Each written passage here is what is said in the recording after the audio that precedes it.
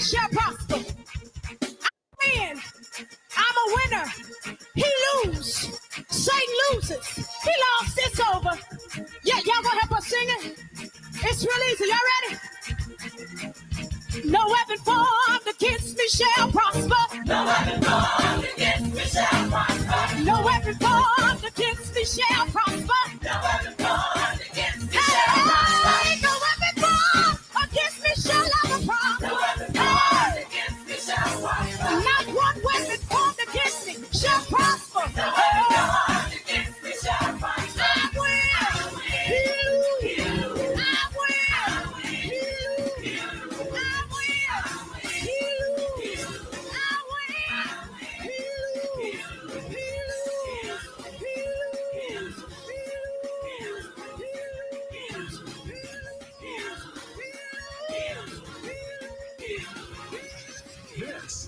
This is where the community is connected. 980 AM WDDO. The views expressed on this program are not necessarily the views of the Glory 980 AM, the Glory Media Group, LLC, WDDO AM, its staff, management, or advertisers, but are the views and opinions of the participants of the broadcast. Macon and Middle Georgia. It's time for Village Talks with Tia and LJ. Join them live every Wednesday from 5:30 p.m. to 6:30 p.m. right here on the Glory 107.9 FM, 980 AM WDDO. Log on to the Glory 107.9 FM on Facebook or YouTube to become a part of the conversation. Let's go live into the studio for Village Talks with Tia and LJ. Is your child struggling with reading, writing, learning loss, and a culturally irrelevant curriculum? Do you want your child to be outstanding at reading and writing and also take pride in their culture? Then you want Reading Revolution Online. Reading Revolution Online is a web-based reading support program. We serve scholars in grades K through 8, and through our innovative approach, we help them build reading confidence and cultural identity development, equipping them for success in school and life. They learn about Black heroes and sheroes through captioned videos, reading selections, and other activities.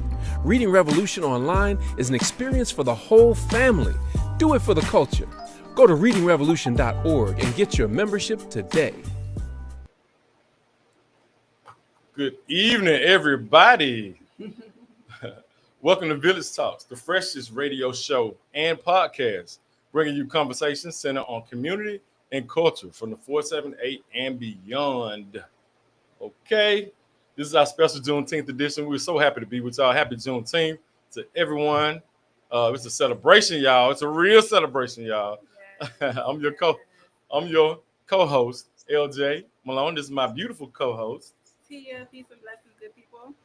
Yeah. We're here celebrating this good Juneteenth today. We have an extremely special guest for y'all today. Just in case, man, let y'all people know. We've been putting a promo out there and let people know what's going on today, who's on the show, but let folks know because we don't know if it really resonates with everybody, but we're going to get into it. We're going to ask those questions now, but we got to let y'all know the people responsible for making sure that Juneteenth is a national holiday. They're on the show today. Yes. Coming live from Dallas, Texas, all the way in Texas. Like, they fought for decades to make this happen. They literally were with President Joe Biden when he signed the bill and made it happen, y'all. So just want to let y'all know that we have some very, very special guests on today, as well as we should have a check-in today from Making Black Culture. Let us know what's happening with Making Black Culture. They have a whole lineup of events going on. Also, shout out to Kwanzaa Cultural Access Center, Torchlight Academy, Mr. George Muhammad, and the team, Vincent, the whole team, held it down last week with everything that was going on, from the festival to the Real Talk Hip Hop Summit to Dr. Chike. What was Sunday? Sunday was awesome. Sunday, Father's Day was amazing. Dr. Chike Akua was here at the historic Douglas Theater. He gave an amazing, phenomenal lecture, y'all. So if you weren't there, you missed something special. I do have the live on my Facebook page, so be sure to check it out and get some of his books at Homeland Village. Abijah Kirk Hodges, he has some of his books. He's ordered his most recent book, The African Origins of Our Faith. The African Origins of Our Faith. African Origins of Our Faith. I'm sorry, Dr. Chika. Please forgive me. Yes, he also has Kepera as well as a couple other books. So make sure y'all go to Homeland Village and check out those books. But we definitely appreciate Dr. Chike for making his way here before he and his family heads to Kemet, aka Egypt, for their tour there. Yeah, it was amazing. His niece is an archaeologist. Yes. Yeah, she was with us as well. She just graduated from school, and she's very interested in the Ogmorgan Indian Mounds here. So so she was very happy to be and making a visit with us. What's happening? What's happening in the good news before we get into our phone call? We are going to be doing a Good News Juneteenth edition. What's happening here? We're going to be honoring freedom, history, and culture all week with powerful events and community celebrations across Macon.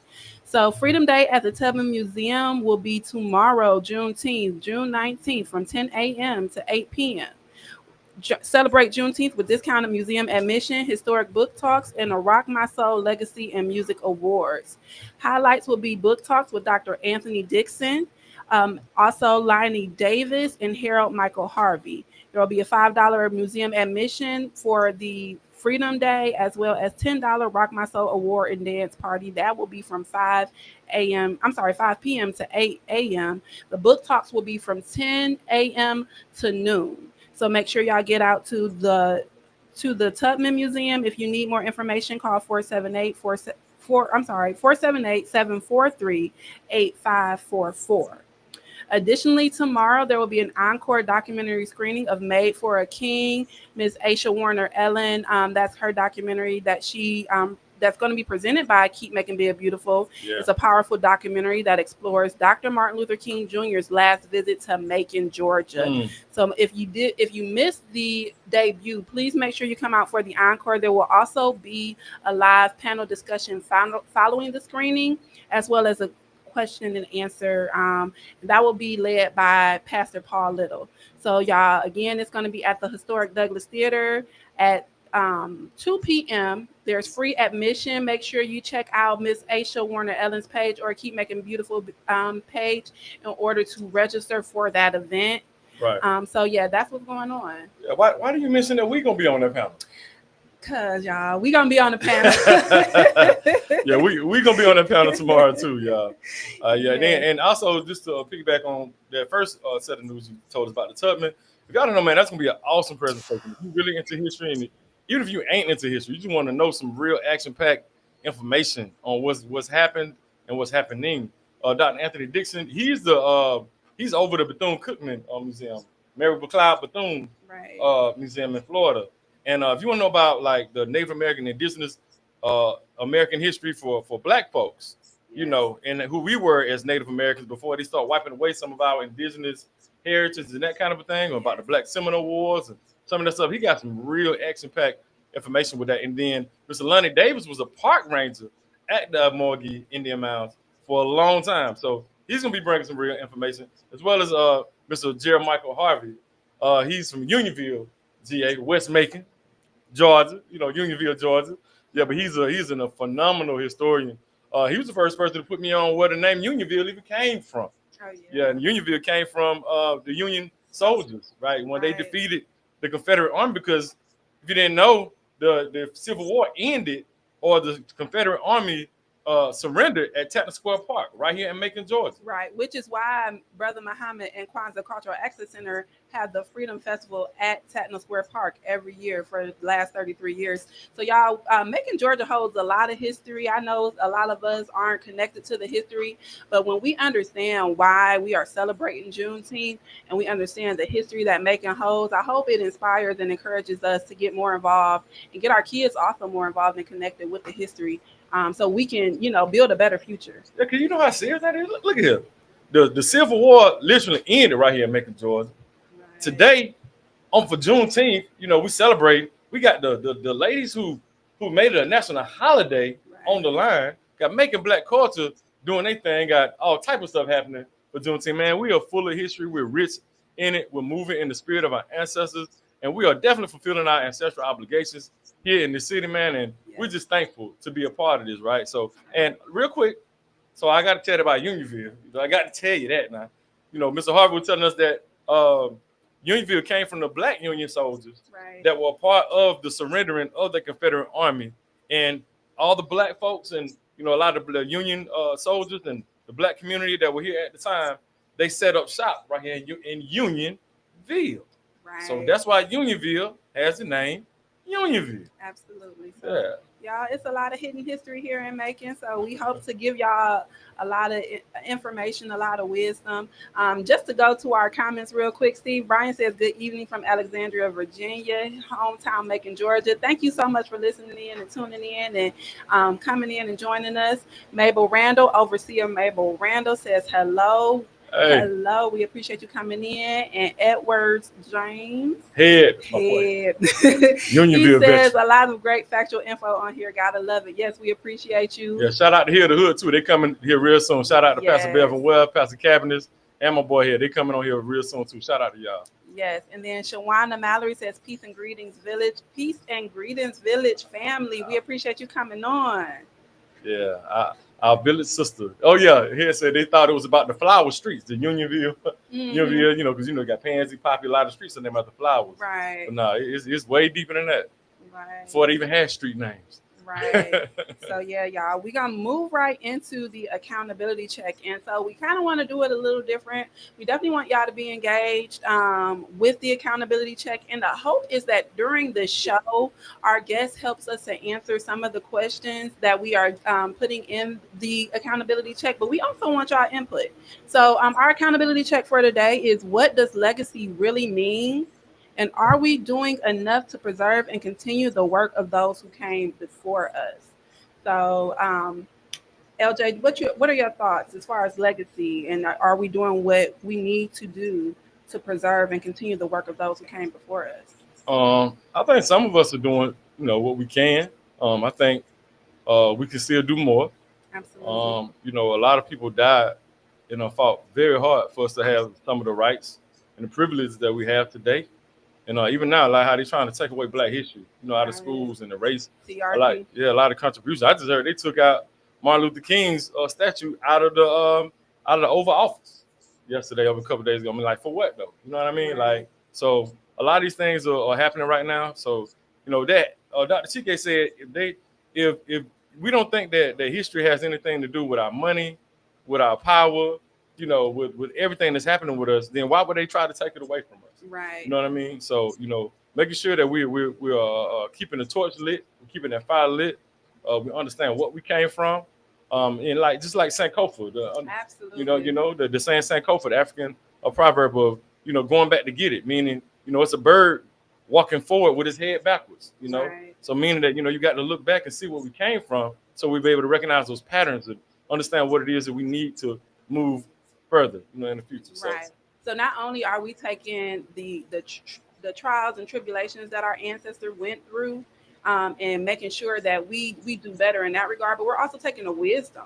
We don't want to create or recreate the wheel if it's already worked for us, but we have to be able to modernize it for our times and what we're going through right now in the situation. So and the quote Dr. Chike said, a lot of us, we imitating the imitators, not realizing that we are the originators. Absolutely. Yes, y'all. Catch that. It goes deep, it gets heavy. And we want to make sure that our people understand what's happening, even though sometimes I think we move a lot and, I just want to have fun. There's too much stress going on. Our people are traumatized.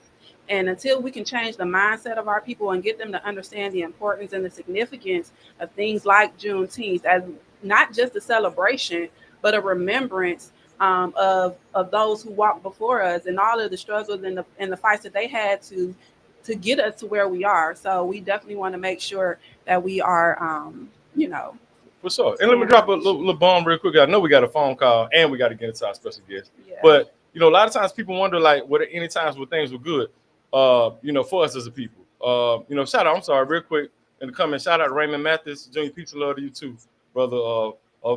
Shea Butter Deacon Desmond Brown. He's in the cast. Shout out to you, sir. Our water commissioner, and Zakia, my village sister. Yes. What's happening, sister? But yeah, drop a bomb real quick. A lot of people don't understand like how powerful our people were and how self-sufficient our people were. Like after Juneteenth, we have what we call Reconstruction, right? So, and people have heard the stories like Black Wall Street, in these different Black communities and whole cities, basically, where the Black people were thriving. We had our own banks, we had our own schools. We had our own everything. We even had Right. airports and stuff. You know what I mean? We had Absolutely. everything that you could possibly want to have. And, you know, a lot of things were destroyed, you know, due to a lot of systemic racism and things of that nature, you know, terrorism, domestic terrorism, you should really terrorism. be honest with you, and different laws and things that were passed, like redlining, urban renewal. White supremacist ideology, y'all, is what it is. Right. And there's a way for us, it still is a way for us to overcome that.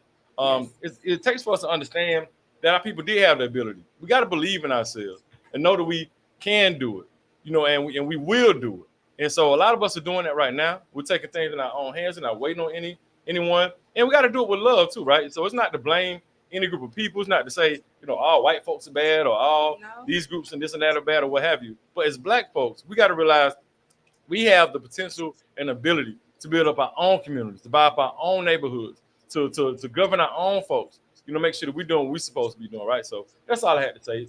Research Reconstruction to see what that meant to our folks.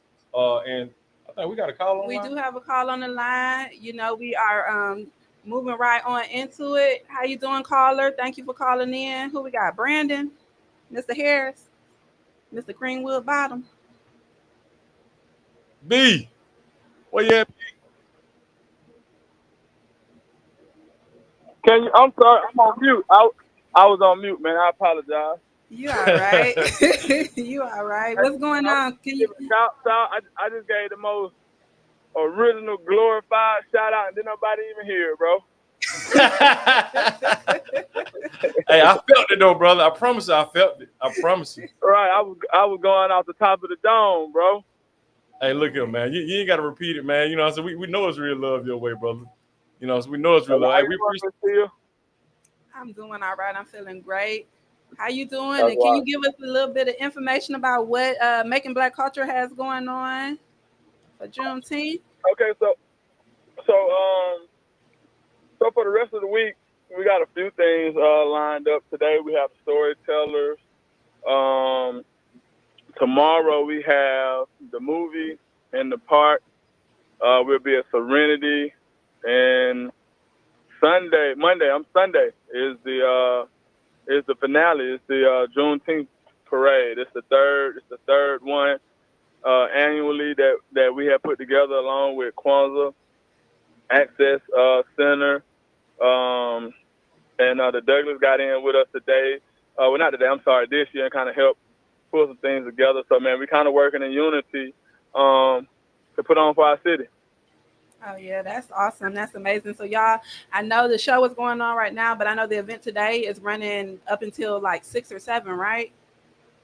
Yeah, correct. Till 7. So if y'all can get out to the event today, make sure you get out. And then there are some events lined out. There's a calendar going around, y'all. So make sure you get in and make sure you go to some of these Juneteenth events, celebrate. And we want to thank you, Making Black Culture, for all y'all are doing to keep the spirit alive and make sure that our people understand and are connected. So we appreciate you, Brandon. Yeah, Brandon. Let me say. I just want to say too, it's a collective, man. Like sometimes you may hear a name, but it's definitely a collective with other organizations. We're standing on the shoulders of what Mr. Muhammad and Dr. Cisse and Brother Hodges has already done many moons ago.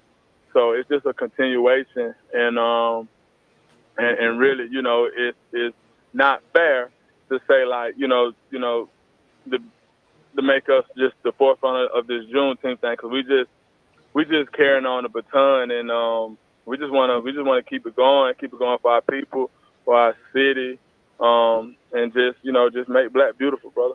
That's it. Yeah, man. Y'all doing a great job, brother. You know, you my real brother, man. I know what you're doing it for.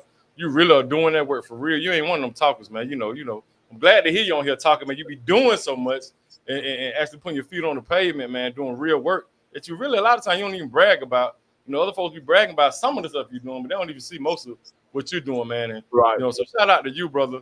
You and your wife, Nadia. Can't wait to get y'all on the show ASAP. Your brother, Dawood, we always talking about him, and Barbara's on duty. We constantly shouting him out, man.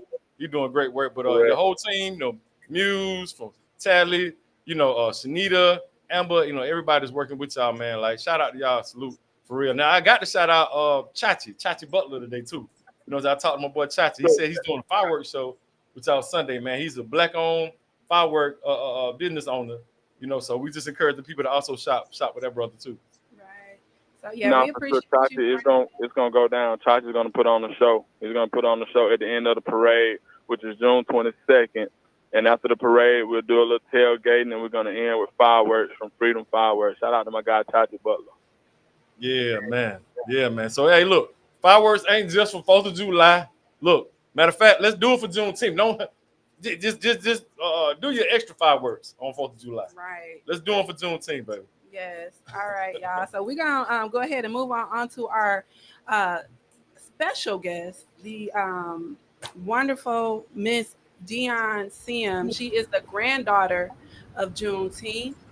Thank you so much, Miss Sims, Miss Dion Sims, for being here with us. We appreciate you and your time and taking out a couple minutes to share with us the legacy of your grandmother, Dr. Opal Lee. And we just appreciate you for being here. Well, thank you so much for inviting me. Yes, ma'am. Yes, ma'am. And so just to get right into things, there are some people who may not know who Dr. Opal Lee is and why she is called the grandmother of Juneteenth. So can you tell us what it was like or what it is like to walk alongside your grandmother in the fight to make Juneteenth a nationally recognized holiday? Well, she's known as the grandmother of Juneteenth because of her advocacy for making it a holiday. But she'll be the first one to tell you it's not a me thing, it's a we thing. Because it wasn't just her working to make Juneteenth a national holiday. It was a lot of people. And so the National Juneteenth Observance Foundation, of which she's the oldest living board member of, had been working with Dr. Ronald Myers, the late Dr. Ronald Myers, to bring the attention of Juneteenth as a collective celebration of emancipation, not just Texas. And that took a long time, getting people to see it as not just a Texas holiday, one. But they had been working since the 1990s on that. And so for greater than 20 years before it was made a holiday in 2021, they had been lobbying, working with the senators, working with congressional people to help them understand that having a single day to celebrate emancipation and freedom was necessary as a starting point for healing. And so people had to be educated, had to be convinced that it wasn't just about Texas, or we didn't want it for just a Texas thing, right? But, you know, they were saying, well, if you're going to celebrate freedom or emancipation, you should do it when the Emancipation Proclamation went into effect. Well, that was January 1st. What are we doing on January 1st? We're celebrating New Year's, right? Well, then it needs to be when slavery was abolished, which was with the ratification of the 13th Amendment. Well, that's in December. That's Christmas time. You're not going to do anything with celebrating freedom during Christmas time, right? So when we look at that, having Juneteenth in the middle of the summer, it's after MLK, it's after, a lot of other holidays, but we needed a single point to celebrate. And so with Dr. Ronald Myers and NJOF petitioning, when they introduced it to her, it was in 1999. That's when, because she had already celebrated Juneteenth, being in Texas, in Tyler, and all of that since in Fort Worth since 1975. She was, happy with it being just a Texas thing till she learned better.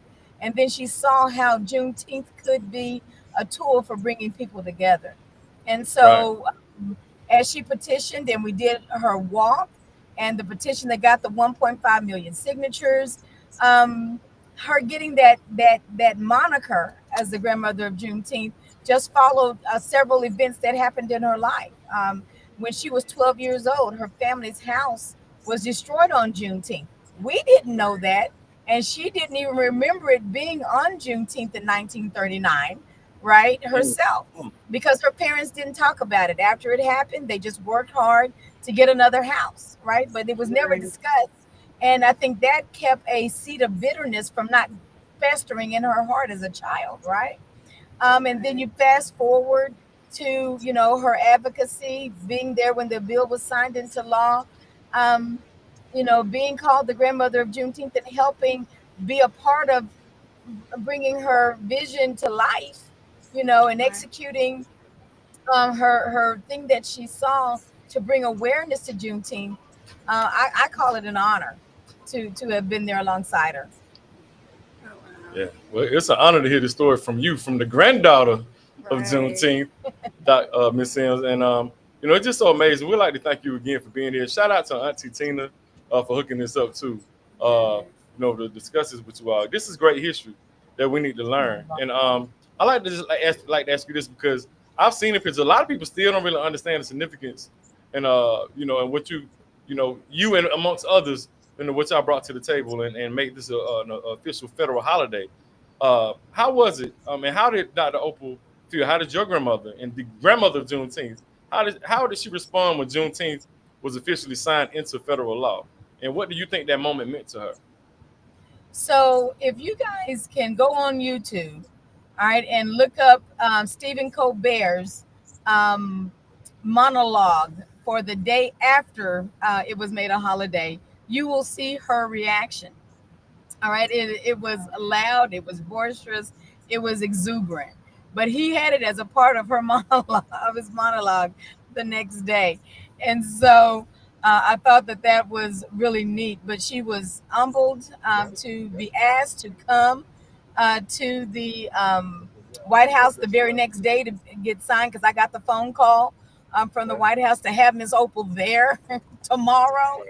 Right. And so it was she said it was humbling, and I do remember my cheeks hurting from smiling the whole day, because I remember telling her when she wanted to do this walk in 2016, I said, when this becomes a law, you're going to be there and I'm going to be beside you. And we were there. I didn't think it was going to happen as fast as it did, but the reason why it happened as fast as it did was because of the death of George Floyd, quite honestly. In 2020, when George Floyd was murdered, the nation and folks all across ethnic backgrounds and everything wanted to know how they could help elevate the African American community. And so they found her petition and they signed it. And we got 1.5 million signatures on the online petition I created. And we delivered those signatures to Congress in September of 2020. So again, in every one of the civil rights moments, there have been people to help us carry that message. All right. And people wanting to be a part. I think the greatest thing, though, is us not keeping Juneteenth so close to the vest as Texans, and then as African Americans, that we don't allow others to celebrate us.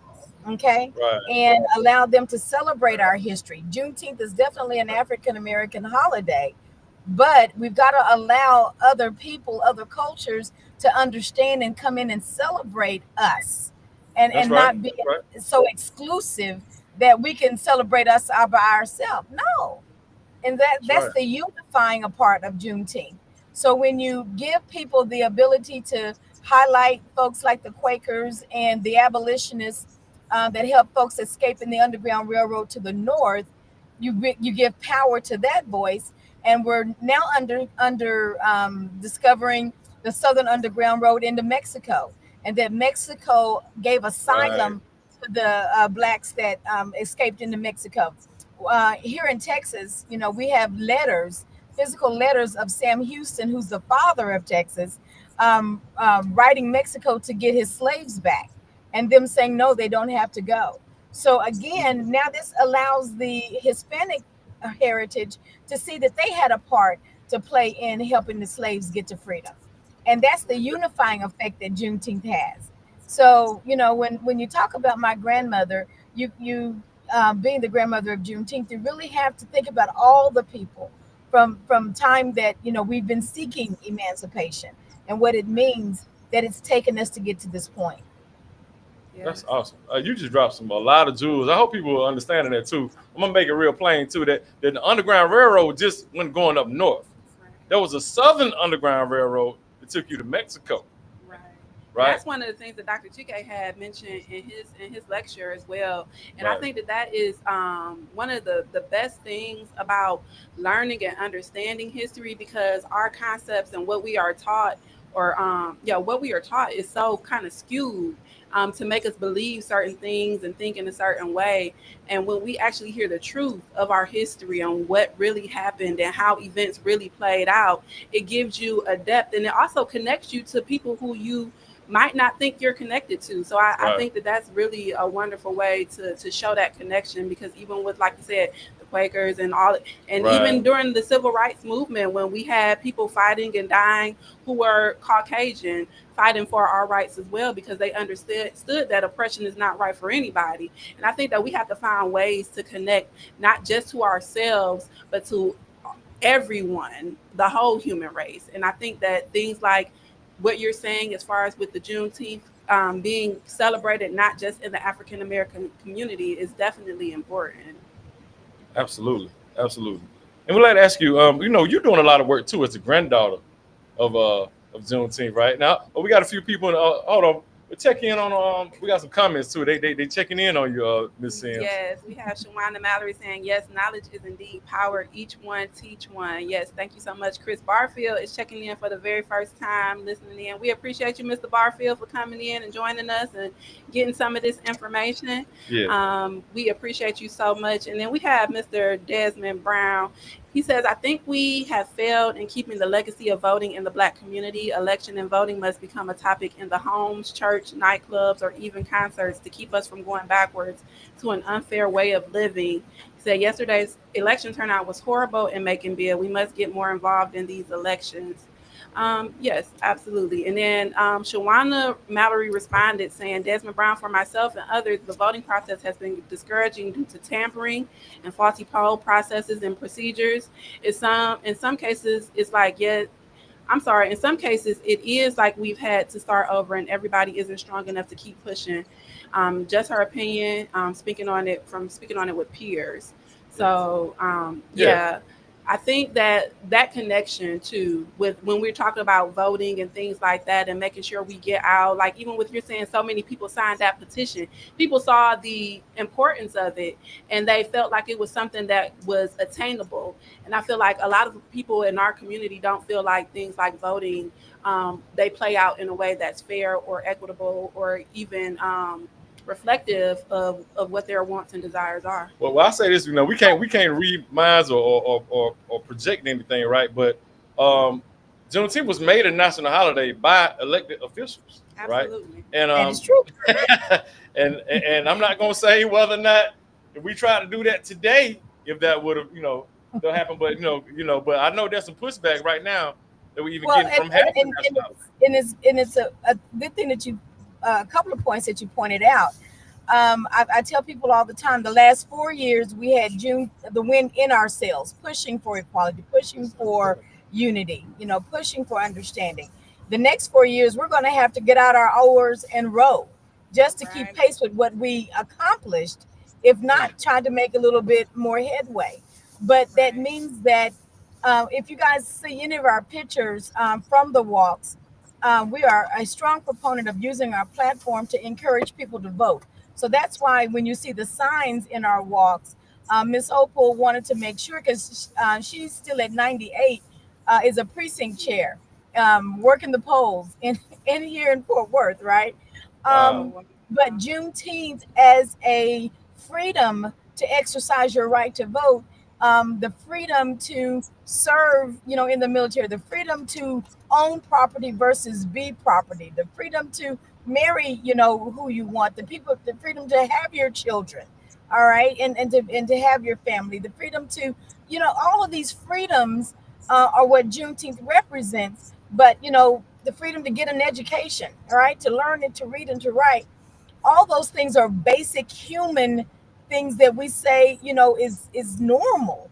But when you think of the enslaved who did not have that, and then to have the opportunity to be able to take advantage of those things now, and then to see, 200 years later that our young people are forsaking their right to vote. It's not going to make any difference. They're going to do what they want to do anyway. we have to help them past that apathy to understand that their voice is their voice, and that their Right. voice and their vote matter. What you have to say, what you think is important. And so when you see us walking during our Opals Walks for Freedom, we've got our signs and placards that say, go vote. Your voice is your vote. Because we need folks to understand that that is the way that for us, for these midterms, is going to be the way that we stop the hemorrhaging.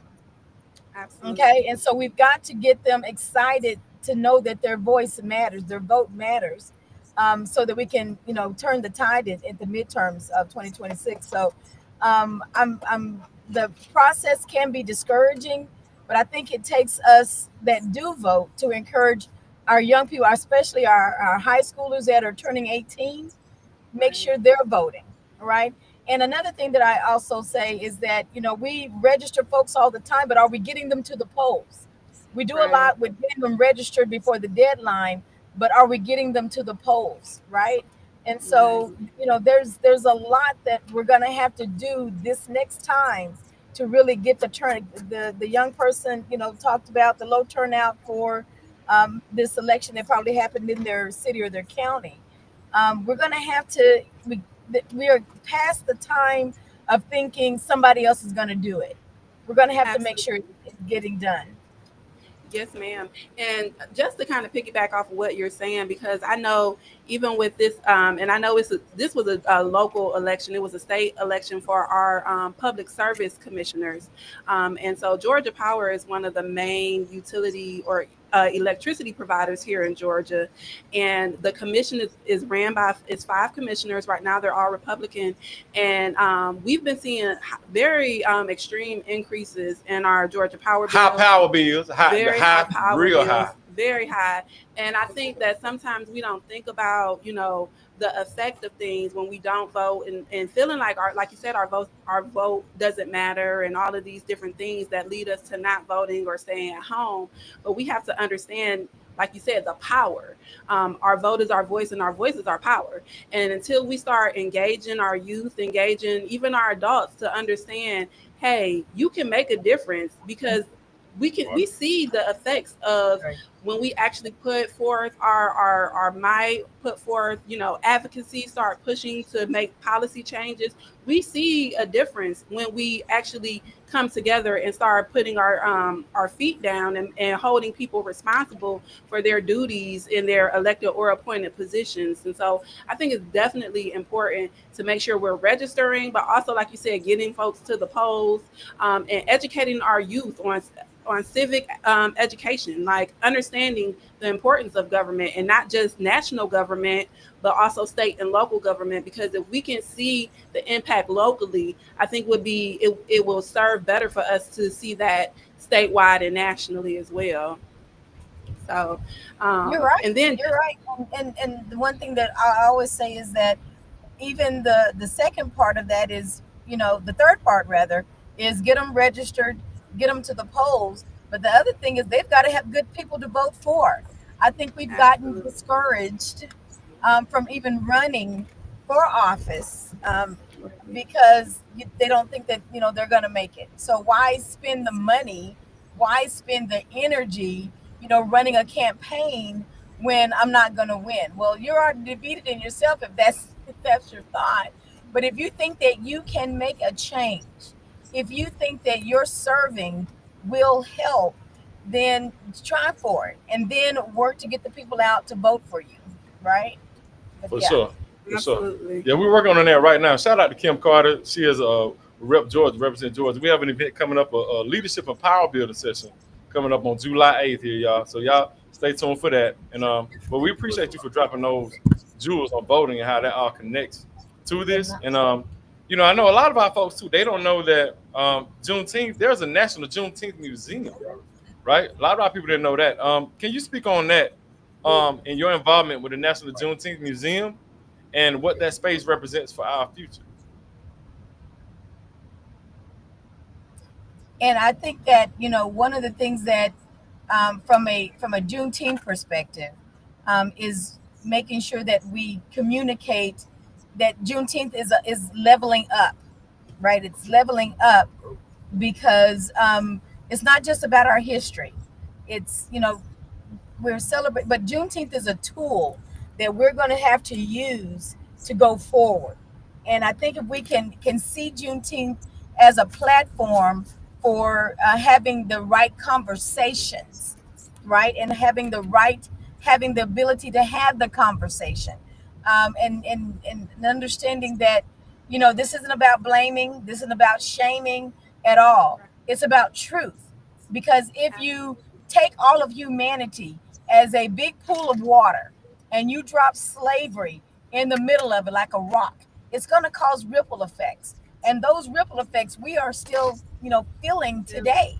And so what we understand is that now that we have Juneteenth as a national holiday, we can talk about the effects of that and how to undo, like you said, the redlining that was had, the gerrymandering that continues to happen with redistricting,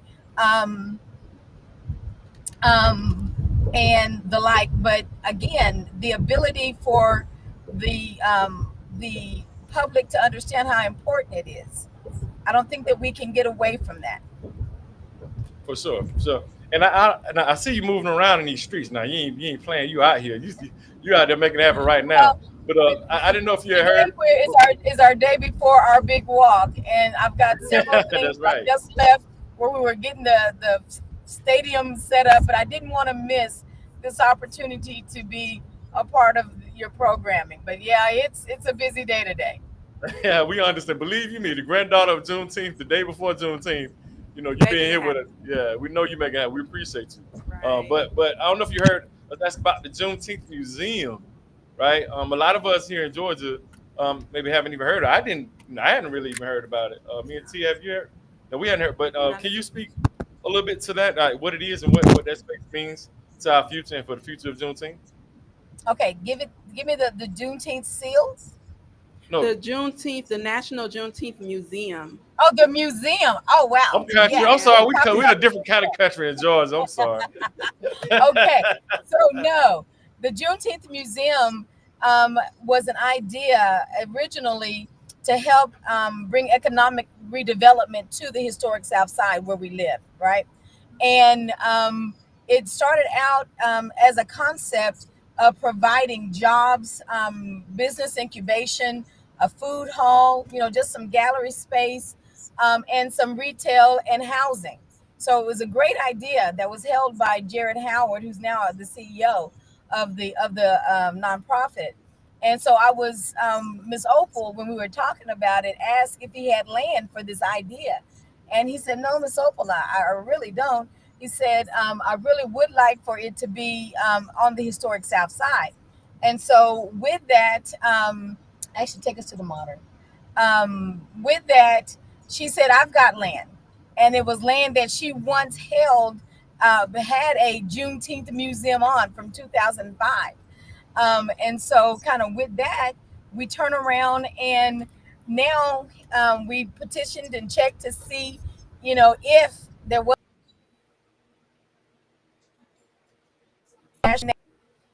he said, asked Miss Opal if we could build a museum there. And so it will house, again, the business incubator to help young businesses get started. Food hall is going to have housing and retail space, as well as 50,000 square feet of exhibit space. And so it's a beautiful facility. And we're going to have training. The one thing about freedom is freedom isn't just, there's financial freedom. It's going to be educational, even in your mind. You've got to take the boundaries off of your mind that say that you can't because you're Black, right? That's mental freedom that we're going to help people to overcome. So it's not just about exhibit space, right? It's about true understanding freedom in all its aspects. It's going to be a great facility. Okay, that's awesome. That's awesome. And then just one last question, because I know you're moving around. What are some ways our listeners can support the ongoing work you and your grandmother have started? And then also, do you all have an estimated date of opening for that museum?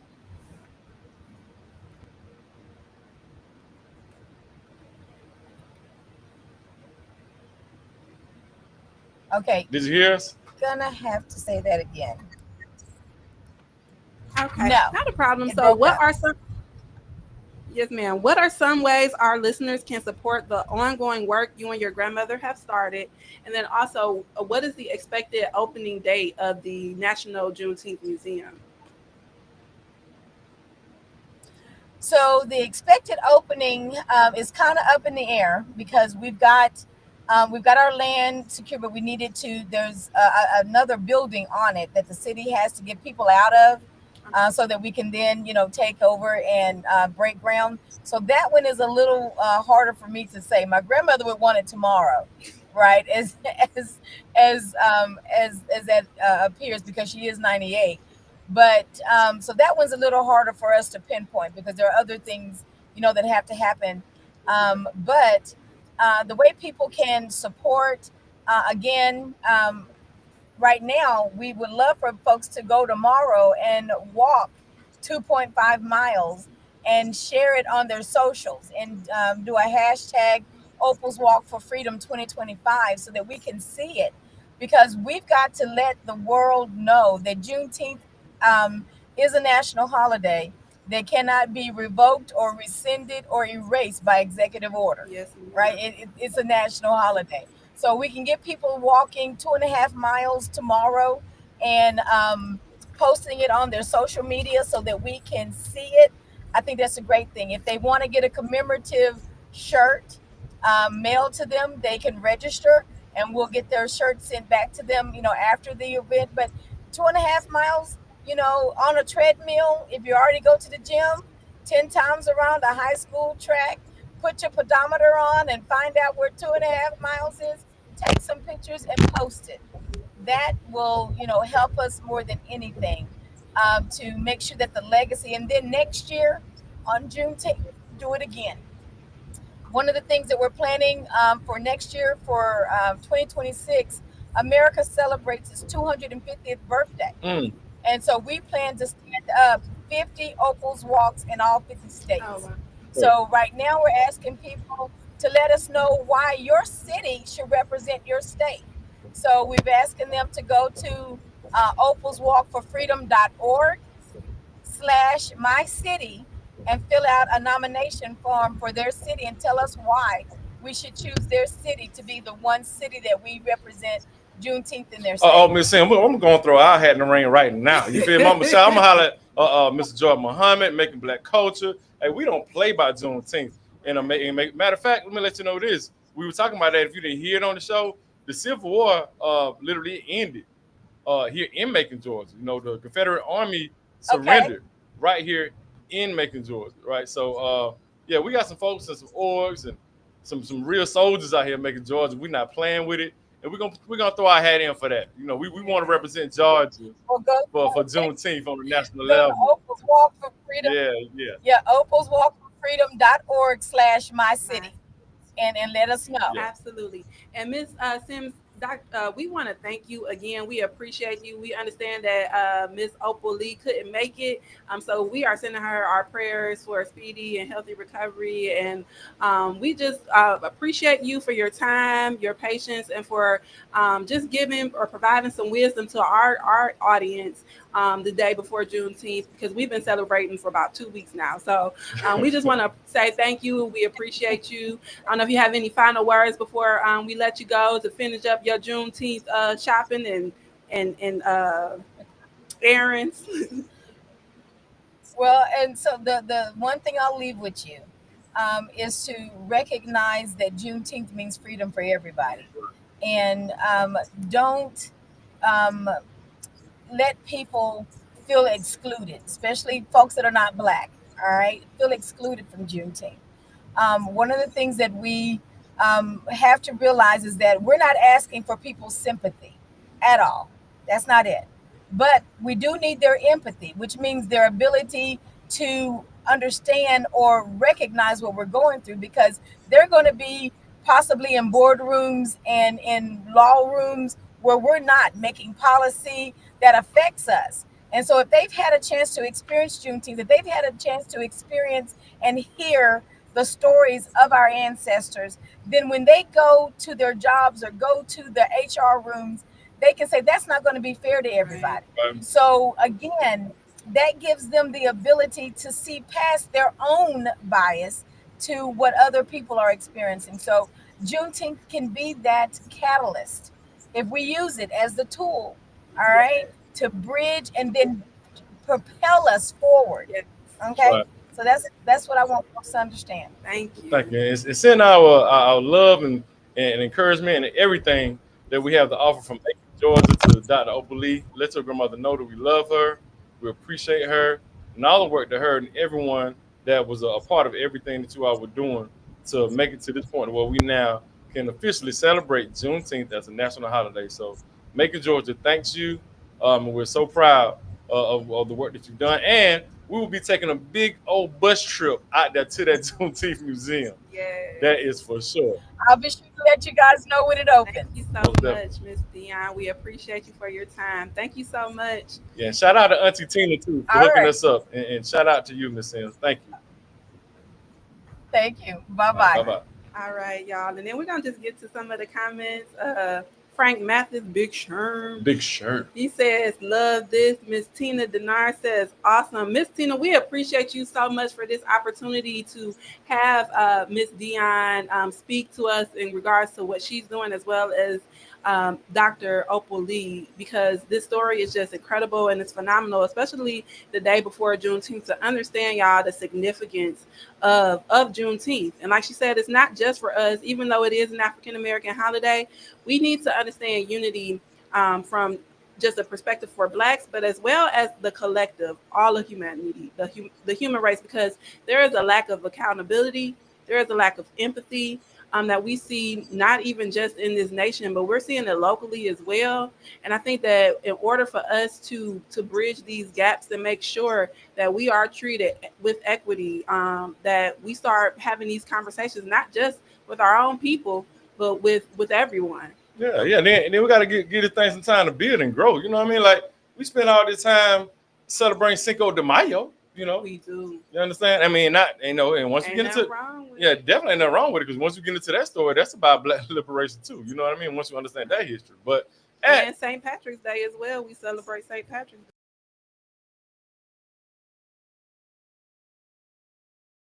Day. and the importance of our holiday and allowing others, like you said, it's a unifying holiday. Let other races celebrate Juneteenth the way we celebrate Cinco de Mayo. Yes, You know what sir. I mean?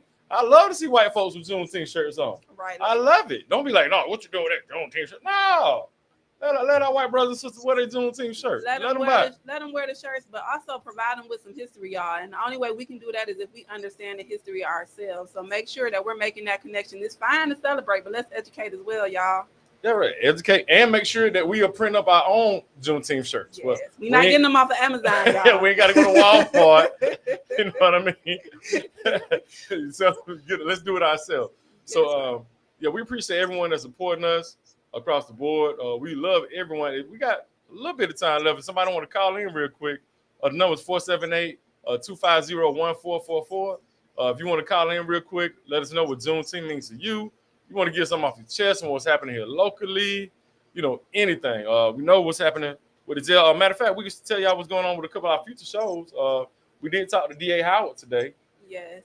She's going to be on our show sometime soon to discuss what's happening in the jail. I know a lot of folks were talking about what happened yesterday with the brother that was released after spending 6.5 years. Yes. Yeah, she did give me a little bit of information. We didn't get a chance to finish our conversation. She was telling me that he had a bond hearing, I guess, in 2019, and there's some issues with defense attorneys and stuff like that. But we're gonna allow her to come on and you know, and you know, you can hear from the horse's mouth. Right. You know, Speak to the people. Yeah, and speak to the people. So y'all be sure to tune in for that episode. Make sure you call in and comment so we can get your questions answered directly and live. And then I just wanted to kind of go through some of the comments. We have Renata Scott who says, we are responsible for keeping our legacy alive.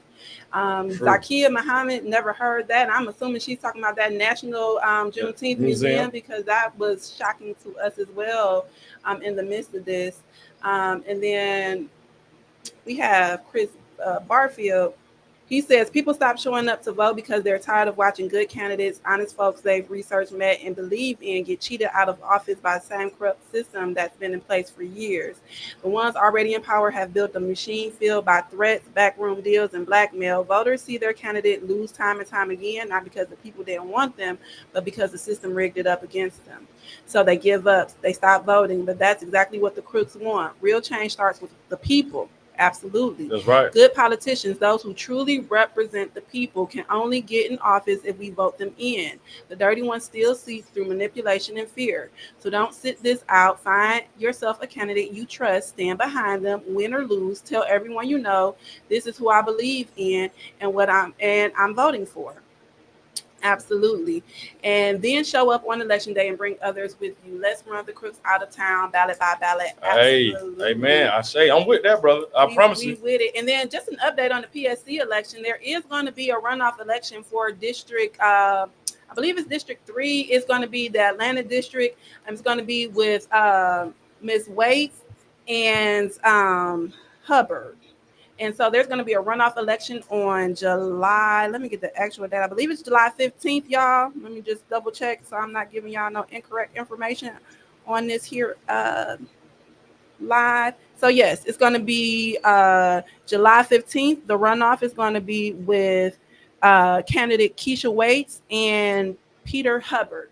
So if you didn't vote yesterday or during early election, there is going to be a runoff for the Democratic candidate who's going to go up against Fitz Johnson in the primary in November. So make sure you all get out and vote this coming July.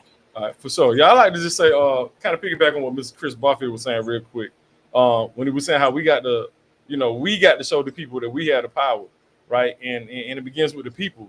And I made a little post on Facebook earlier today about how, we how we need to understand that it's really about the power of the people and not just the people in power. Absolutely. You understand? And right now we're dealing with a lot of dictatorship and people, like as he was saying, making backroom deals and, making sure they have a majority so they can get what they want in situations and all that without even really talking to the people. Without, we keep building buildings instead of building people. Right. You know what I mean? Like even when we talk about these spaces and this and that, like how's it going to affect the people? We're talking about new developments on this side of town or that side of town. How's that going to affect the quality of life? What's the poverty rate? What's the social determinants of health? Like, how's that going to affect our health? Right. How's it going to affect everything that's happening with us as a people? And a lot of times, we're not getting that. We're not getting that transparency. So we got to demand that, and not only just demand that from the people that we're electing or that are getting appointed in these offices, but we got to be the change that we want to see. Yes. You feel me? So even if it's not about, if you're not the person that you think that you're going to run, support the people that that need to run, or give them your money, give them your time. Show up and support them however you need to. Even if you're not a politician, whatever. Make sure you at these neighborhood associations. Absolutely. Get involved. Like if you say you represent your hood, you're from your neighborhood, go to these neighborhood association meetings. Every single neighborhood in Macon, Georgia for sure, they have the neighborhood associations. For the most part. If they don't have an association, then more than likely they have a neighborhood watch. So there are groups and ways to get involved in your community directly that will have a direct impact on what's going on in your community. That's how a lot of our neighborhoods are getting these neighborhood cleanups with Ms. Aisha Ellen and Keep Making It Beautiful. So we have to do our part. We can't just speak on it online. We can't just talk about what we want to see. And we definitely have to make sure we're holding ourselves accountable just as much as we want to hold elected and appointed officials accountable, because it starts with us. It starts in our homes. It starts with the work that we're doing to make sure our children have a better future than what we are currently seeing. Because right now, our children are being impacted the most, and the trauma is going, and we're seeing high suicide rates, high levels of depression, and all of these different mental illnesses that are happening in our kids. And it's happening at a very young age. And it's because we need to do more to make sure that we are paying attention and doing what we need to do to build up our people. Absolutely. And we need to get out of this economic apartheid. We need to understand how high our poverty rate is and how low our illiteracy rate is here in Macon. And that's why we started the show off with readingrevolution.org. That's our sponsor. Shout out to our sponsor, readingrevolution.org. Shout out to Assembly Brothers. Shout out to Homeland Village and Habersham Records. But definitely our literacy rate is through the roof here in Macon. That's why it's great that we have these reading events happening this weekend and ongoing. We're reading to our kids, and also understand this poverty rate. 40% of our kids in Macon, Georgia, live below the poverty rate. 40%, and guess what? 90% of them are black. Black. You understand what I'm saying? So when we start talking about these public schools, where the kids going to school hungry, embarrassed about what they got on, we talk about depression, suicide. These things all interconnect. So let's get on the ground. Let's do this work. It begins with us. But more importantly, and most importantly right now, and what we're doing for this Juneteenth edition, we want y'all to celebrate. Yes. Believe in ourselves, love ourselves, celebrate Juneteenth, y'all. Love on your people. Get out and celebrate. Check out those calendars. Make sure you're going to some of the events if you are able. We look forward to seeing y'all at some of the events that are going on tomorrow. We want to say happy Juneteenth today. And we love and appreciate our village for joining us and tuning in, leaving comments and interacting with us. And share this show. Share this show with our people, man. And you can go back and watch it too on The Glory 107.9 FM. You've been listening to Village Talks with Tia and LJ. Join them live every Wednesday from 5:30 p.m. to 6:30 p.m. Right here on Connecting the community through gospel. The new 107.9 FM, W300EB, Macon and WDDO 980 AM, Perry. Macon. Glover Memorial Mortuary, located